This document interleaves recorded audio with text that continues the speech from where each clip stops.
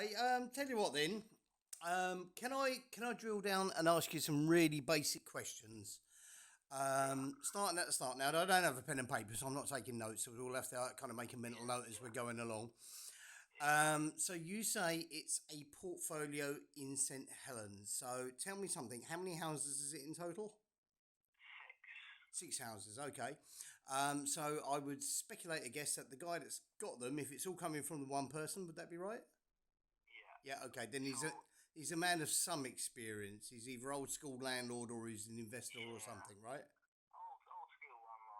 Old school landlord, looking to retire, looking to get out, that sort of thing.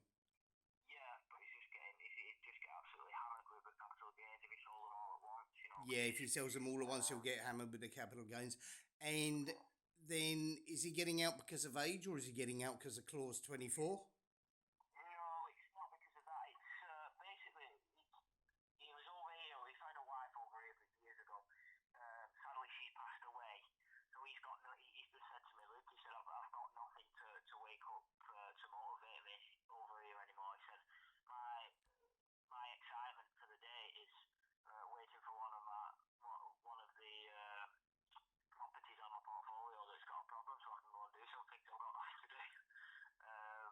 Mm-hmm.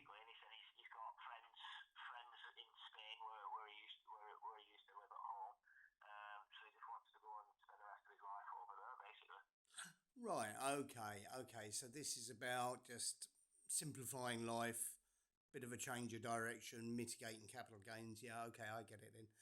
Okay, right. Looking at these houses individually, is there any of them there that are negative equity, or is there equity in each of them? Do you know?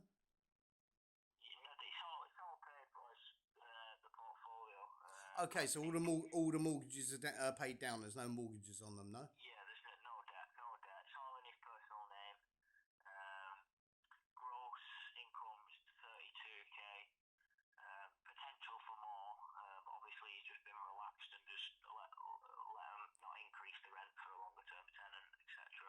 Yeah.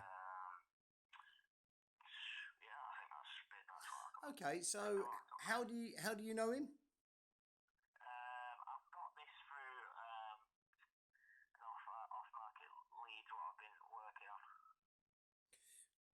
Right, but how do you know him? How did you meet him?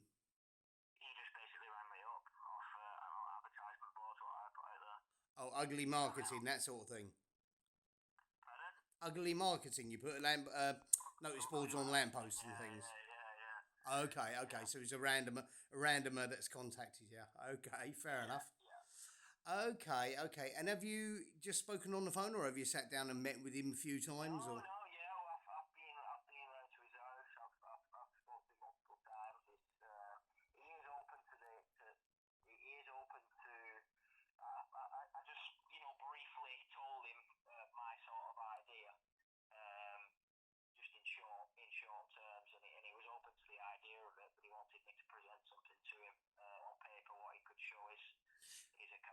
Right. Okay. So did you mention lease options to him, or have you said open to a creative sort of a strategy?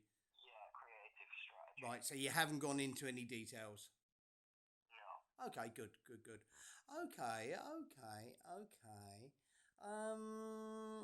Right. I will. I'll tell you all about how lease options work. Just before I do, though, is there any works that need doing on these houses?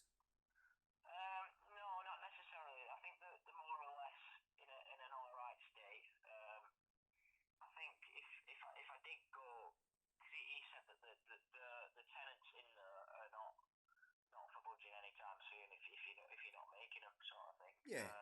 Fair enough.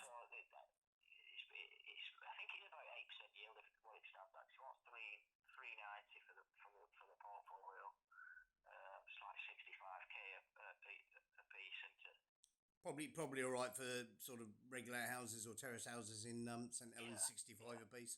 Fair enough. Probably not in the shiniest of examples, but they're okay at that sort of money. Yeah.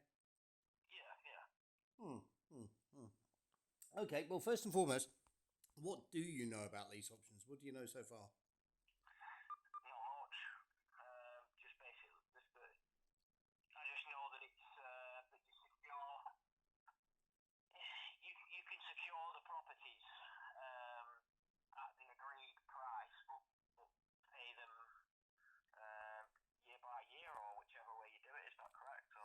Okay, I tell you what then.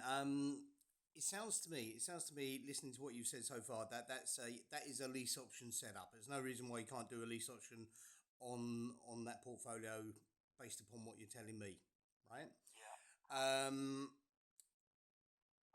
you could theoretically do probably the simplest way to do it would be doing it as six separate lease options, one per house. Because Right. if you're likely to be exercising them as individuals, staggering them to mitigate his capital gains, right? Yeah. Right. Lease option, in its essence, is an option but not an obligation to buy, right? You don't have to buy it if you don't want to, right? Yeah. And what a lease option does is it allows you to take full legal control of the property, okay? And it puts all Yeah. decision making in your hands, right? Now then, Right. a lease option strategy is structured over three legal contracts. The first one Right. is the option contract. You're writing this down as we go? Yeah. Yeah. Yeah. Yeah, I can speak a bit slower if you like. No, you're all right. You're all right. Okay. Um, three contracts. The first one being the options contract.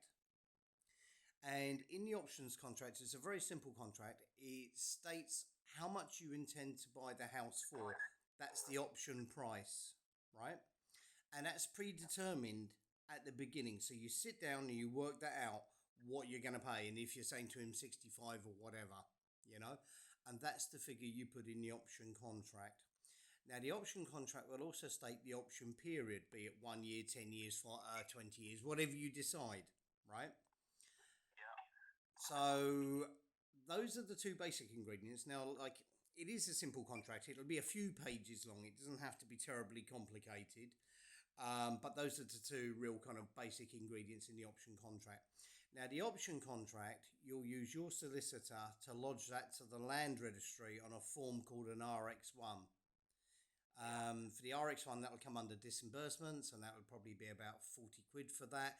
The solicitor will charge you something for his labour, which would probably be about 150 quid or something. And when the land registry comes back to you with the new title deed, it'll have the proprietor on it, that's the vendor. It'll have any loans lent against it, mortgages or second charges or anything like that. But it'll also have a category in there and it'll say restriction. And the restriction will have your name in it. It's a restriction in your favour. And it'll say the house can't be disposed of or dispossessed of without a signed certificate from you. So that protects you. That means nobody can buy, sell, mortgage or alienate that property without a permission from you. So that's your protection in law. Do you understand that bit? Yeah. Yeah. Yeah. Right. Moving on to the second contract. The second contract is the management agreement, right? Now that sets out the obligations that you have to the vendor and the obligations the vendor has to you as regarding the management. Now, what would typically be in it is that the vendor would be responsible for any structural defects like subsidence or cracks or splits running up the house. Shouldn't really affect them because you're going to look at the house and you're going to make sure, and if you're not sure about it, you're going to get a surveyor to have a look at it. So the ideal scenario there is that they're responsible, but you'd check it before you get involved. You know that way? Yeah. Yeah. Yeah. And then your responsibilities to them under the management agreement, that's about your routine maintenance, your clearing gutters, you fix it up before you rent it out, light refurbs, getting it kind of rental ready, that sort of a thing, and ongoing maintenance. It'll also be about discharging any current taxes, i.e. council tax, any future taxes that the government might impose upon it that are not yet known about, and discharging any monthly payments. That would be the mortgage as such, right? Yeah. The management agreement will also outline your right to charge a management fee for doing the management of it. And the management fee is generally accepted to be the rental income less the monthly mortgage and any other things, insurance or whatever. And the difference between the two is your fee, your management fee. So that's like typical buy to let. It's the difference between gross money coming in, less the money going out is the profit margin you get on a monthly basis. Your cash flow. That's what that is. Yeah. Okay. Now that contract doesn't have to be seen by the land registry. They're not interested in that. You just keep that a copy of that for you and a copy of that for him. Now the third contract is the power of attorney, and likewise this is also fairly simple kind of a contract, only a few pages long. But what that does is that gives you full legal decision making over the property, right? Which means to say then, if you decide you want to turn the house into two flats, upper floor flat and a ground floor flat, you can do that without the vendor's permission. If you want to section off a parcel of land at the back of it and put it on a separate title, you can do that without the landlord's permission. Do you get it? So you get to make all the full legal decision making over it. Right, now that is the absolute basic stripped down version of what a lease option is, how it works and how it operates. People read a lot into lease options as if they're some sort of weird and exotic strategy. They're actually pretty damn simple. Now the real beauty of lease options is their flexibility, right? Because as bolt-on extras, if you like, you've got the basics down now, but as bolt-on extras, when you sit down at the very beginning with your vendor and discuss what you're looking for, as you're probably aware, but what you're looking for is a win-win situation. Something that suits him, something that suits you. You're looking to create a win-win. And the flexibility of the lease option is pretty much whatever you agree can be factored into that 3 contract framework, right? Right. So in law, to validate the option contract, you need something called a consideration. That's something of a value that is exchanged because the man's putting up the house. What are you putting up? Now that consideration can be as little as £1. So you often hear people going on about, buy a house for £1 or secure a house for £1. That's what they're talking about. Now that consideration is between you and him. Now that might be £1. It could be £100. It could be £1,000. It could be £20,000. You and him decide that at the beginning, right? Now, when you're sitting down and you're working out your deal with him, just getting down some very, very basic bullet points, what you want, what he wants, and that is a very simple document. You just type it up. It's called Heads of Terms. You give that to your property solicitor. Your property solicitor takes the Heads of Terms and structures it over those 3 contracts and creates